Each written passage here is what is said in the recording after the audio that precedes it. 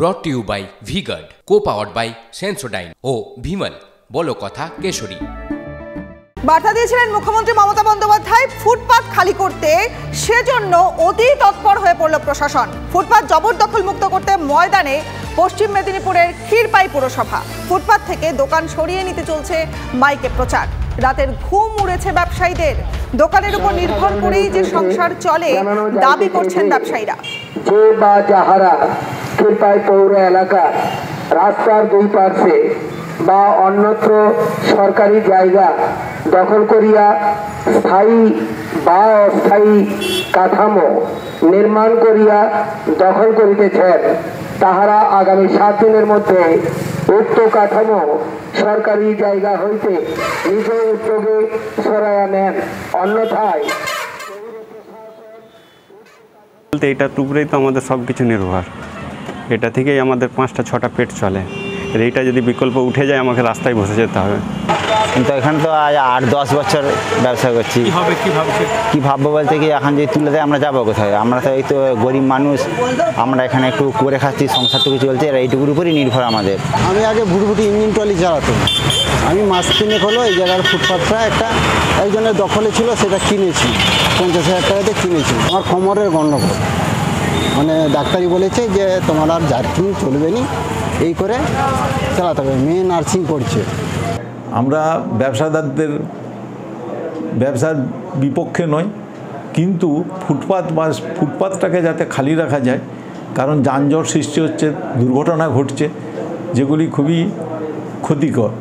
সেই বিষয়ে আমরা আমাদের পৌরসভার পক্ষ থেকে আমরা মাইকিং করেছি, প্রচার করেছি। এই হকার কিংবা এই ব্যবসাদাররা এরা ক্ষীরপাই পৌরসভার ট্রেড লাইসেন্স করে ব্যবসা নেমেছে। আজ আমি ছোটোবেলা থেকে দেখে এসেছি।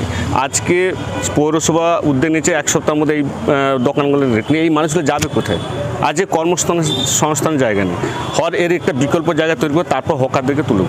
আমাদের প্রশাসন চাইছেন বা প্রশাসন চাইবেন আগামী দিনে যে এই ব্যবসাদারদের কথা মাথায় রেখে মাননীয় মুখ্যমন্ত্রী বিকল্প কোনো ব্যবস্থা করার জন্য প্রস্তুত করছেন আর কি। আগামী দিন কীভাবে তাদের বিকল্পভাবে তাদের ব্যবস্থা করা যায়, তাদের রুটি রোজগারের বিষয়টা, সেদিকে আমাদের প্রশাসন এবং আমাদের পৌরসভা তৎপর থাকবেন। মুখ্যমন্ত্রী নির্দেশ দিয়েছেন, একবার সময়ও দিয়েছেন, আর তার নির্দেশের পর ফুটপাত দখলমুক্ত করতে ময়দানে বালুরঘাট পুরসভা নেমে পড়েছে। বিশেষ অভিযান বালুরঘাট পুরসভার। পুনর্বাসনের দাবি জানিয়েছেন ব্যবসায়ীরা। ফুটপাথের দোকানদারদের পাশে থাকার আশ্বাস দিয়েছে বিজেপি। ফুটপাত জবরদখল করে কিভাবে দোকান রাজনৈতিক মদত দেওয়ার অভিযোগ বিজেপি। বললেন আমাদের দোকানের বাইরে মাল রাখা চলবে না। হ্যাঁ, অনেক দলবল নিয়ে এসেছিল, ভয় লেগে গেল। হ্যাঁ, পৌরসভার আমরা সব সরিয়ে দিয়েছি, ওনার কথা মতনই সরিয়ে দিয়েছি। হ্যাঁ, হঠাৎ করে, আমরা জানি না কিছুটা, হঠাৎ করে। আমরা দীর্ঘ 10-15 বছর থেকে ফুটপাতেই ব্যবসা করছি, কিন্তু এখন যদি হঠাৎ করে আমাদেরকে উঠে যেতে বলে, তাহলে আমরা চাই যে আমাদেরকে একটা বিকল্প কোনো জায়গা দেওয়া হোক, যেখানে বসে আমরা ব্যবসা করতে পারবো। এছাড়া তো আমাদের আর অন্য কোনো কিছু নেই, যে এটা করে তো আমাদেরকে চলতে হয়। কিছু সংখ্যক ব্যবসায়ী যারা এই ফুটপাতের উপরে সাময়িক ব্যবসা করে সংসার চালাচ্ছে দীর্ঘদিন ধরে, বকলমে তাদের একটা অধিকারী হয়ে গেছে, এবং তাদের এই মুহূর্তে সেখান থেকে যদি উচ্ছেদ করা হয়, তাদের ঘর সংসার নিয়ে তারা কোথায় যাবে, এই প্রশ্নও কিন্তু আজকে অস্বীকার করার উপায় নাই। পৌরসভার চেয়ারম্যান থেকে প্রত্যেকটা কাউন্সিলর করাপশনে যুক্ত আছে। প্রত্যেকেই এই আপনার বসানোর জন্য, মানে ফুটপাতের লোকজনকে বসানোর জন্য এরাই দায়ী। এর আগে ফুটপাত উচ্ছেদ করার জন্য অনেক চেষ্টা করেছিল, হয়নি।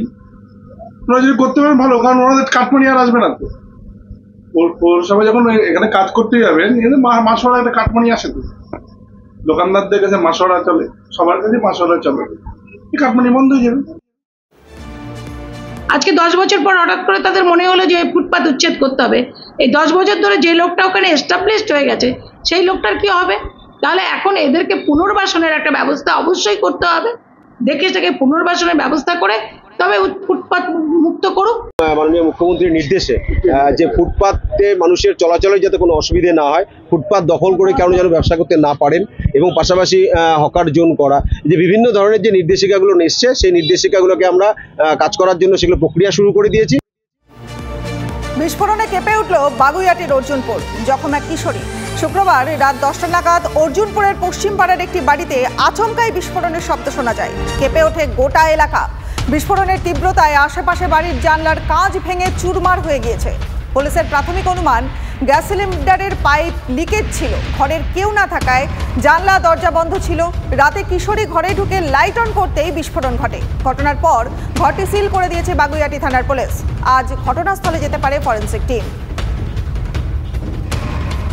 বাড়িতে আমার মেয়ে থাকে না, আমি বাড়িতে থাকি না, আমি সকালবেলা বেরিয়ে যাই আর রাত 10:30 11টা বেজে যায় আমার ঘরে ঢুকতে। আমার মেয়ে পড়তে গেছিলো, পড়ে ওখান থেকে এসে মায়ের বাড়িতে ছিল, মায়ের বাড়ি থেকে টিফিন বাটি নিতে এসেছিল। হঠাৎ করে তখন এই জিনিসটা হয়েছে। না, ভিতরে আপনার মেয়ে সুস্থ আছে?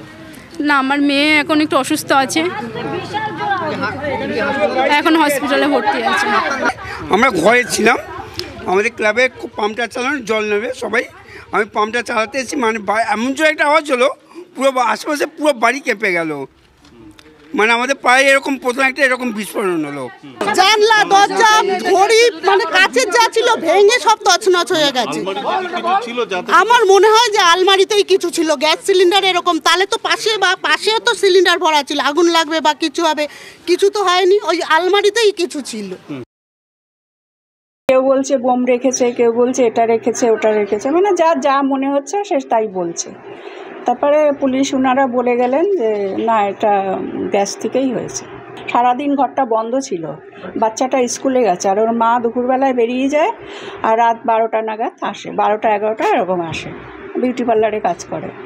তারপরে মেয়েটা এসে মানে লাইটটা জ্বালাতেই মানে বিশাল বড় একটা ধামাকা হলো। মেয়েটার অবস্থা আমি এখন সঠিক জানি না, ও হসপিটালে রয়েছে। তারপরে ওর বাড়ির কেউ এখনও আসেনি, ওর মা এখনও হসপিটালে রয়েছে, এখনও আমি কোনো খবর জানি না। খড়দার দিকে নজর রাখতে হচ্ছে, কারণ সেখানে আদিবাসীদের ওপর দাদাগিরি হয়েছে।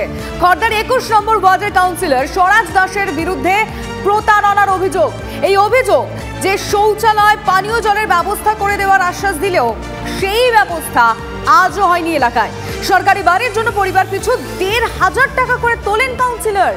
গোদের ওপর বিস্ফোরা, আদিবাসী পাড়ার রাস্তা আটকে পুরসভার নির্মাণ কাজ, আর তার জেরেই কাউন্সিলরের বিরুদ্ধে ফুঁসছেন আদিবাসীরা। কাউন্সিলরের দিকে দায় ঠেলছেন খড়দা পুরসভার প্রধান, আর সব অভিযোগ উড়িয়ে দিয়েছেন 21 নম্বর ওয়ার্ডের কাউন্সিলর। ওই যে কাউন্সিলর করছে, কি করছে? এই যে ভাঙচুর করে সব জায়গাটা ঘিরে নিতে চাইছে। কেন? ওই যে এখানে নিজে ওই মিউনিসিপ্যালিটির সব মালপত্র রাখবে, সব এনে মাল মিডিয়া এখানে সব রাখবে, গাড়ি নোংরা ফোংরা গাড়ি এনে রাখবে এখানে। টাকা দিয়েছেন? টাকা ওই যে কাউন্সিলরকে দিয়েছে। কেন? ওই যে দলিল করবে বলে নিয়ে গেছে, কাগজপত্র করে দেবে বলেছে, 1,500 টাকা করে নিয়েছে। কতজনের কাছে? এই যে 7টা বাড়িতে। হ্যাঁ, কাগজ করার জন্য দিয়েছেন, 1,500 করে দিয়েছিল। কাকে দিয়েছেন? ওই কাউন্সিলর পাঠিয়েছিল, লোক পাঠিয়েছিল যে যা মাপজোক করার জন্য কাগজ করে দেবো বলে। হয়েছে কাগজ? না, আর আমরা এখন মমতাদির কাছে এটাই আমরা আবেদন করছি যে আমাদের এই জায়গাটা যেন কাগজপত্র করে দেয়, আমাদের মধ্যে আমরা সুস্থভাবে বাঁচতে পারি, সেই ব্যবস্থা যেন উনি করে দেয়। কাগজপত্রের জন্য টাকা দিয়েছেন? টাকা দিয়েছিলাম, যে মাপজোক করেছিল তাকেই ওরা পাঠিয়েছিল, তার হাতে দেওয়া হয়েছিল। আপাতত কাজটা বন্ধ আছে, আমরা যা হবে ওদের সাথে আলোচনা করেই কাজ হবে, সেরকম হলে অন্য জায়গায় আমরা করব। এটা তো আমাদের এমন কিছু ইমার্জেন্সি কাজ নয় যেটা আমাকে ওইখানেই করতে হবে। গার্বেজ রাখার গাড়ি রাখার জন্য আমার কাছে অন্য জায়গা আছে, সেখানে করব, কিন্তু কারোর অসুবিধা না করে আমরা। বলছি যে কাউন্সিলর 1,500 টাকা করে নিয়েছে ওদের কাছ থেকে, কাগজ তৈরি করবেন। হ্যাঁ, তাদের 1 বছর হয়ে গেছে, এখনো কাগজও পায়নি, টাকাও ফেরত পায়নি। হ্যাঁ, এটার উত্তর তো কাউন্সিলরই দিতে পারবে, এটা তো আমি বলতে পারবো না। কারণ কিসের জন্য নিয়েছে, কেন নিয়েছে, ওরাই বা কেন দিয়েছে, এটা আমি জানতাম না। অভিযোগ করছে আপনি ওখানে। আমি না, এটা পৌরসভা প্রজেক্ট। হ্যাঁ, পৌরসভা প্রজেক্ট, পৌরসভা করবে। 1,500 টাকা করে নিয়েছেন, আমি কোনো কিছু নেই, 1,500 টাকা করে নিয়েছেন। হ্যাঁ, 1,500 টাকা করে নিয়েছেন কাগজপত্র করার জন্য, এখনো কাগজপত্র পাইনি, টাকাও পাইনি। এইসব ফালতু কথা, আমি ওইসব জানি না, তো উস্কানিমূলক কথা। Brought to you by V-Guard, co powered by Sensodyne ও ভিমল, বলো কথা কেশরী।